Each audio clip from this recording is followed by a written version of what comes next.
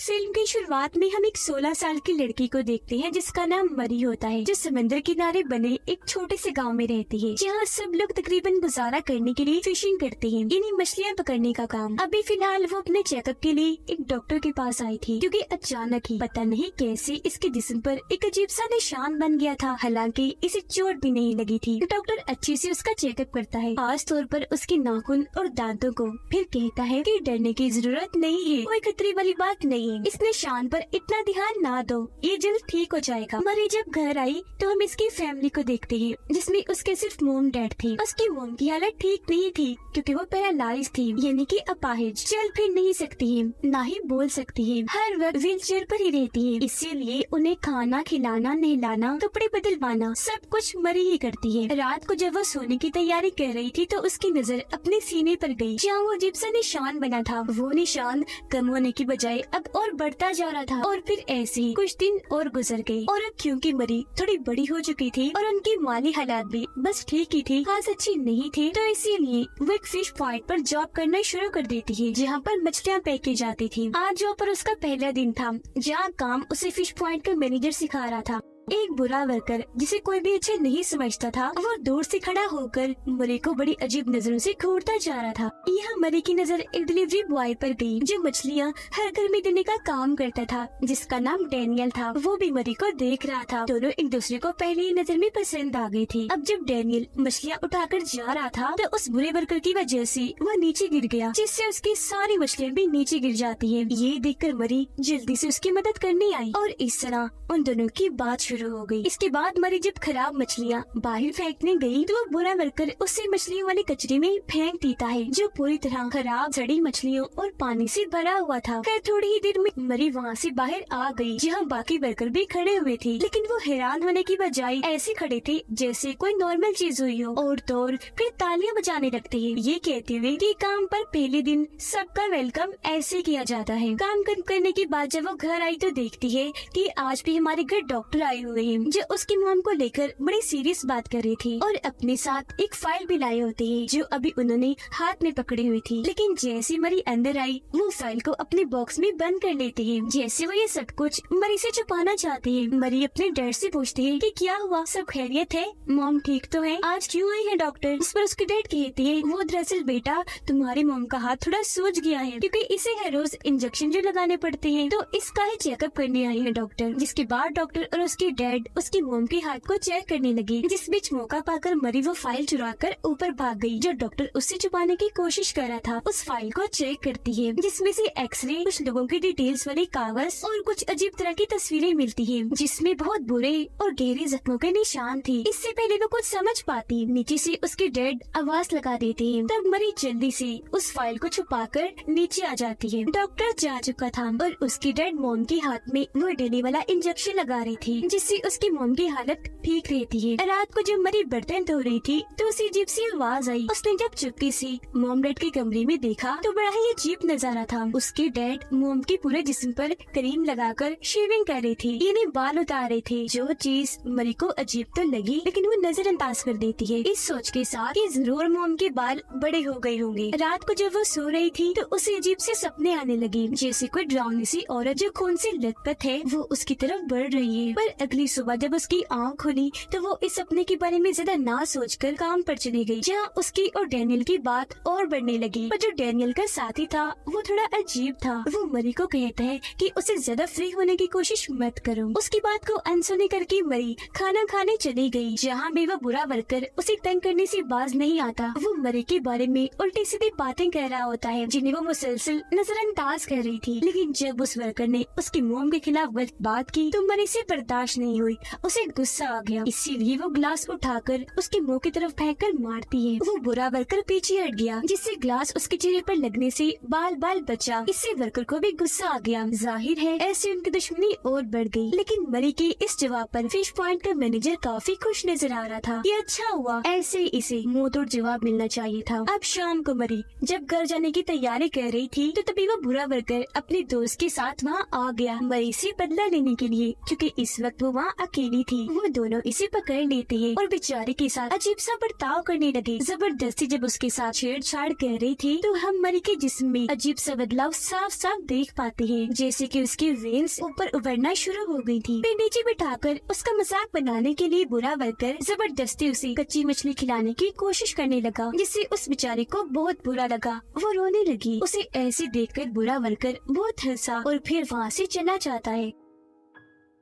घर आकर भी वो दुखी नजर आ रही थी, क्योंकि जो आज उसके साथ हुआ उस बारे में ही सोच रही थी। लेकिन जब उसने शीशे में खुद को देखा, उसके ज़हन से एकदम ये सोच निकल गई, क्योंकि सीने पर जहाँ निशान था वहाँ अब बाल हो गई थी। उसे फिक्र होने लगी, क्योंकि जाहिर है ये नॉर्मल चीज तो बिल्कुल भी नहीं थी। उसे गुस्सा आने लगता है, जिस वजह से वो बाथरूम में बेकाबू हो जाती है। अजीब तरह से इधर उधर खुद को मारने लगी। अब उसके इतना गुस्सा करने पर दोबारा से उसका जिस्म बदलने लगा, जैसे उसकी हड्डियाँ उभर कर ऊपर आ रही हूँ, अपनी शेप और जगह बदल रही हूँ। लेकिन तभी बाहर उसे अपने डैड की आवाज सुनाई दी, इसलिए वो खुद पर जैसे तैसे काबू पा लेती है। अगले दिन जब वो अपनी मॉम को बाहर सैर करवाने लेकर गई तो तभी वहाँ डैनियल आ गया, जो मरी की मॉम से हाथ मिलाता है। लेकिन उसकी मॉम उसका हाथ ही पकड़ लेती है, छोड़ने का नाम ही नहीं लेती। पर वो बड़ी मुश्किल से अपना हाथ वापिस ले ही लेता है। घर आने के बाद वो रोजाना की तरह अपनी मॉम को खाना खिलाने लगी, पर आज पहली बार वो ये काम ठीक से नहीं कर पा रही थी, क्योंकि सारा खाना उसकी मॉम के मुंह पर लग जाता है। वो ऐसा जानबूझ के कर रही थी, क्योंकि रोज रोज ये करके वो तंग आ चुकी थी। उसे गुस्सा आ रहा था, तो आज वो अपनी मॉम के साथ ही ये सलूक करने लगी। खाना वो खिलाने की बजाय उनके मुंह पर लगाती रहती है। उसके डैड को ये बुरा लगा, तो मरी को वो ऐसे करने से रोकने लगी कि माँ है तुम्हारी, ये क्या फजूल हरकत है। पर यहाँ वो अपने डैड को ही बुरा भला बोलकर कमरे में चली गई कि आप खिला लो खाना, मैं रोज रोज ये काम करके पक गई हूँ। कमरे में आकर वो दोबारा से अपना निशान चेक करने लगी, जो वक्त के साथ साथ बढ़ता जा रहा था। निशान के बढ़ने के साथ उसका गुस्सा भी बढ़ रहा था। तभी यहाँ उसके डैड भी आ गए और पूछ लेते हैं ये क्या तरीका था बात करने का, क्या चल रहा है आखिर। जिस पर वो कोई बात का जवाब ना देकर सीधा अपना निशान ही दिखा देती है, जो देखकर वो दंग रह गई। ऐसा लग रहा था जैसे वो पहले से इस सब के बारे में जानते हूँ। मरी ने आज खुद ही उन बालों को साफ कर दिया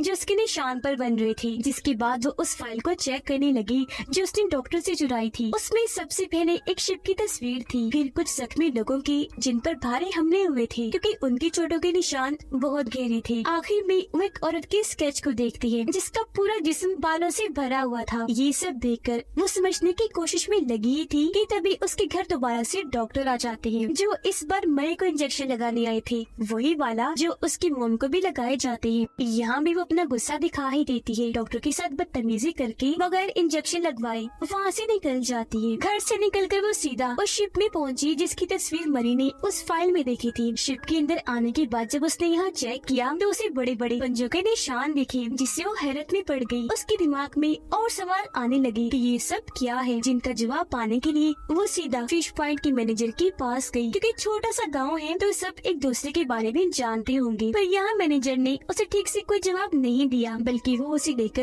एक क्लब में आ गया, जहाँ पर डैनियल, बुरा वर्कर सब मौजूद थे। वो यहाँ मरी को भी शराब पिलाते हैं। वो थोड़ा नशे में हुई, जिसके बाद डैनियल को लेकर एक खुफिया जगह पर आ गई। वो आज बहुत खुश थी, क्योंकि जिससे वो प्यार करती थी आज वो उसके साथ था। पर उसके इतना खुश होने की वजह से भी उसके जिस्म पर बाल उगते जा रहे थे। वो यहाँ इतनी बदली कि उसकी आंखों का रंग भी बदलकर गोल्डन हो गया, जिससे वो काफी अजीब दिखाई दे रही थी। फिर घर आने के बाद जब वो सोने अपने कमरे में गई, तब उसके डैड जबरदस्ती उसे पकड़कर डॉक्टर के साथ मिलकर इंजेक्शन लगाने की कोशिश करने लगे। ये देखकर मरी की आँख खुल गई। उसे हैरत हुई कि मेरे डैड ये क्यों कर रहे हैं। डॉक्टर उसे इंजेक्शन लगाने ही वाला था, पर नहीं लगा पाता, क्योंकि तभी उसकी मोम आकर डॉक्टर पर हमला कर देती है। उन्हें पकड़कर बुरी तरह गर्दन पर काट लेती है, जिससे हम यहाँ सारी बात समझ जाते हैं कि असल में उसकी मोम एक वेयरवुल्फ है, यानी आधे इंसान और आधे भेड़िया। और मरी के साथ जो कुछ भी हो रहा है सच में वो उसकी मोम की वजह से ही हो रहा है, क्योंकि मरी उनकी बेटी है इसलिए। ये चीज बचपन से ही मरी के अंदर थी, लेकिन जब वो छोटी थी तो कुछ भी पता नहीं चल पाया। अब जब वो बड़ी हो गई है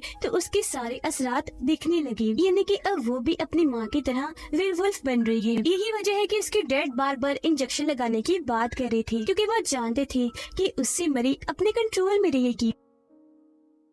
खैर अब मरी और उसके डैड डॉक्टर की लाश को ठिकाने लगाने के लिए घर के पिछले हिस्से में उसे दफना देते हैं, क्योंकि अगर किसी को पता चला कि मरी की मॉम ने डॉक्टर को मार दिया तो बहुत गड़बड़ हो जाएगी। अब यहाँ हम ये तो जान गए कि उसकी मॉम एक वेयरवुल्फ है, पर सवाल ये बनता है कि वो आखिर वेयरवुल्फ बनी कैसे? तो इसका जवाब वो शिप है जिसके अंदर मरी चेक करने गई थी। असल में वहाँ कुछ रशियन लोग आए थे, मरी की मॉम भी उनके साथ थी, जहाँ उन लोगों ने उन पर उल्टे सीधे टेस्ट करके और बस तभी से ये ऐसी है, ये शिप में वेयरवुल्फ बन गई थी, जहाँ उन्होंने सब रेशंस पर हमला करके उन्हें मार दिया। इस बारे में जब गांव वालों को पता चला तो मरी की मॉम को मारने के लिए आए, पर उसके डैड ने उन्हें अपना कर समझौता किया, क्योंकि वो उन्हें बचपन से ही जानते थे, पर उन्हें ये पता नहीं था कि ये कर्ज उनकी इकलौती बेटी मरी को भी लग जाएगा। मरिया अपनी मॉम को नहलाकर अच्छे से साफ कर देती है। उसकी मॉम दुख भरी निगाहों से मरी की तरफ देखने लगी और आज वो पहली बार यह अपनी मॉम के असली दर्द को समझी थी। अगली सुबह जैसी हुई तो कुछ गांव वाले उनके घर आ जाते हैं, क्योंकि डॉक्टर का कोई अता पता नहीं था, इसलिए पहला शक मरी की मॉम पर ही गया। वो यहाँ उसकी मॉम के कपड़े उतरवा कर चेक करती है कि इस वक्त वो जानवर है या इंसान, पर क्योंकि अभी वो इंसान थी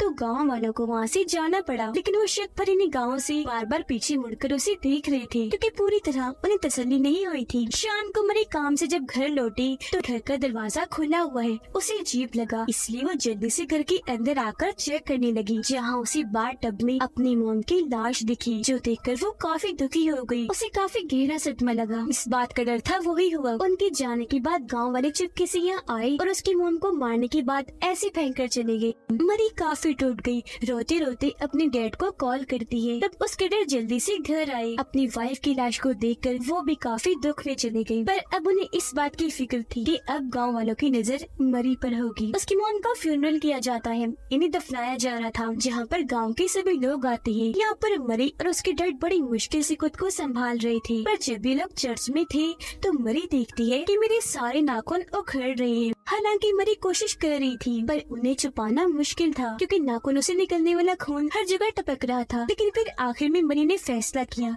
कि अब मैं कुछ भी नहीं छुपाऊंगी, मैं सबको बता दूंगी कि अपने मॉम की तरह मैं भी वेयरवुल्फ हूँ, क्योंकि बेशक मैं एक जानवर बन सकती हूँ, पर खुलकर जीने का हक मुझे भी है। दूर बैठा फिश पॉइंट का मैनेजर उसे सर हिलाकर ऐसा करने से मना कर रहा था, क्योंकि वो समझ गया था कि मरी के इरादे क्या है, वो क्या करना चाहती है। लेकिन फिर भी मरी ने बारी बारी सबके पास जाकर सबको अपने नाखून दिखा ही दिए, जिस वजह से उसके डैड भी काफी घबरा गई, क्योंकि वो जानते थे कि मौका मिलते ही गांव वाले इसे भी मार देंगे। इसीलिए वो फ्यूनरल को छोड़कर उसे घर ले आई। समझाने की कोशिश करती है कि खुद पर काबू पाओ और अपनी पहचान को छुपा के रखो कि तुम भी आधे जानवर हो। पर मरी तो कुछ भी समझने को तैयार नहीं थी। उसे गुस्सा आ रहा था जो वो कांच के गिलास को चबा कर दिखा रही थी। ऐसा करने से उसके मुंह से खून आने लगा। अब यहाँ वो जितना ज्यादा गुस्सा करेगी उतनी ही जल्दी वो जानवर बनेगी, यानी वेयरवुल्फ। अगले दिन वो देखती है कि बाल मेरे माथे पर भी उग रहे हैं, जो उसके डैड ने भी देख लिए थे, इसीलिए वो उसे बाहर जाने से मना कर रहे थे। पर वो कहाँ सुनने वाली थी, बाहर चली ही जाती है, क्योंकि उसे आजादी चाहिए जो ये गांव वाले उसे नहीं दे सकते। अब जब वो काम पर आई तो हर कोई उसके जिस्म पर उगने वाले बड़े बड़े बालों को साफ साफ देख पा रहा था। अब इस वक्त तो कोई भी उसे कुछ नहीं कहता, लेकिन शाम को जब वो घर जा रही थी तो गाँव के बहुत सारे लोग उसके पीछे पड़ जाते हैं। वो भागी और अपनी जान बचाने के लिए मैनेजर के घर जाने की कोशिश करने लगी, पर उसने भी दरवाजा नहीं खोला। वो वहाँ से भाग जाती है, और क्योंकि भागते भागते उसे काफी देर हो गई थी तो अब यहाँ वो काम लेती है अपने गुस्से से। वो आगे बढ़ी जहाँ पर एक लड़का बाइक पर बैठा हुआ था। तब मरी वेयरवुल्फ बनकर झपट कर आई और उस पर हमला कर देती है, फिर उसके गले पर काट कर उसे कच्चा ही खा जाती है। अब ये गाँव वाला और कोई नहीं बल्कि बुरा वर्कर था, जिससे वो समझ गई कि अब मुझे कोई भी नहीं छोड़ेगा, क्योंकि ये हरकत उसने सबके सामने की थी। वो सोच रही थी कि गांव वाले अब मुझे मारने के लिए जमा हो जाएंगे, तो वो जल्दी से भागकर खुफिया जगह पर आकर छुप गई, जहाँ तभी उससे मिलने डैनियल आ जाता है, जो उसकी मदद करने आया था। कहता है कि तुम्हें यहाँ से भागना होगा, क्योंकि पूरा गांव तुम्हें ढूंढ रहा है। अब उन लोगों को अपनी जान का खतरा पड़ गया है, इसीलिए वो तुम्हें मारकर ही चैन की सांस लेंगे, फिर चाहे इसमें तुम्हारे डैडी बीच में क्यों ना आ जाए, वो किसी की नहीं सुनेंगे। आगे डैनियल कहता है, यहाँ तुम थोड़ी देर मेरा इंतजार करो, मैं कश्ती लेकर आता हूँ, फिर एक एक साथ हम यहाँ से निकल जाएंगे। पर उसके जाने के बाद मरी वहाँ से निकलकर अपने घर आ गई। वो अपने कपड़े और मॉम की तस्वीर रखकर निकलने ही वाली थी कि तभी सामने से उसके डैड आ गए, जिसे कहते हैं कि बेटा इस बार मैं भी तुम्हें नहीं रोकूंगा, जो तुम्हारा दिल चाहे वही करो, किसी की भी मत सुनो और बस आजाद जिंदगी गुजारो। जिसके बाद वो वापस उस खुफिया जगह पर आ गई, क्योंकि डैनियल थोड़ी ही देर में यहाँ आने वाला था। पर वहाँ तो गाँव के कुछ लोग थे जो मरी का ही इंतजार कर रहे थे, जिनमें फिश पॉइंट का मैनेजर भी शामिल था। थोड़ी ही देर में यहाँ डैनियल भी आ गया। देखता है कि वो लोग उसे बेहोश करके अपने साथ ले जा रहे हैं, तो वो भी उनका पीछे करते करते समंदर किनारे आ गया, जहाँ गांव के वो लोग मरी को शिप में बिठाकर समंदर में चले गए। उनका प्लान था कि मरी को मारकर वो समंदर में फेंक देंगे, लेकिन उनके प्लान को खराब करने के लिए डैनियल भी शिप में आ जाता है। वो मरी को आजाद कर देता है, जो अब तक पूरी तरह वेयरवुल्फ में बदल चुकी थी। अब बेशक वो एक जानवर बनी हुई थी, लेकिन उसे सही और गलत की पहचान थी। वो बाहर निकली गाँव वालों का शिकार करने के लिए। उसे पकड़ने के लिए वो लोग जैसे उसके सामने आए, एक एक करके बुरी तरह वो उन पर हमला करके उन्हें खा जाती है, क्योंकि इस वक्त गुस्से की वजह से वो बहुत खतरनाक और खूंखार बनी हुई थी। जहाँ आखिर में उसका सामना हुआ मैनेजर से, जो अब उसके सामने मासूम बनने की कोशिश कर रहा था कि मैंने कुछ नहीं किया, लेकिन मरी सच्चाई जानती थी, इसीलिए वो उस पर भी हमला करके उसे काट कर चीर देती है और यहाँ उसने सबको मार दिया। डैनियल उसे ऐसा पाकर उसके पास आने से डर रहा था, क्योंकि जब मरी ने पीछे मुड़ के देखा तो वो बहुत डरावनी लग रही थी। पर वो उसे कुछ नहीं कहती, क्योंकि जानती थी कि डैनियल मेरे लिए खतरा नहीं है, बल्कि ये मुझसे प्यार करता है और मैं इससे। जिससे हम यहाँ समझ पाए कि इसकी तरह इसके मॉम को भी अच्छे बुरे का फर्क था कि कौन मेरे लिए खतरा है और कौन नहीं। बेकसूर लोगों को कुछ नहीं कहना, लेकिन फिर भी इन जालिम इंसानों ने अपने बचाव और सिर्फ डर की बुनियाद पर उस बेचारे को हमेशा पैरालाइज करके रखा। अब ये सब मरी करना तो नहीं चाहती थी, पर अपने बचाव में उसे ऐसा करना पड़ा। उसे दुख था, इसीलिए वो रोने लगती है। तब डैनियल उसे गले से लगाकर हौसला देता है और ये लोग उस शिप को लेकर आगे निकल गए एक नई दुनिया बसाने के लिए। और इसी के साथ इस फिल्म की कहानी इधर ही खत्म हो जाती है।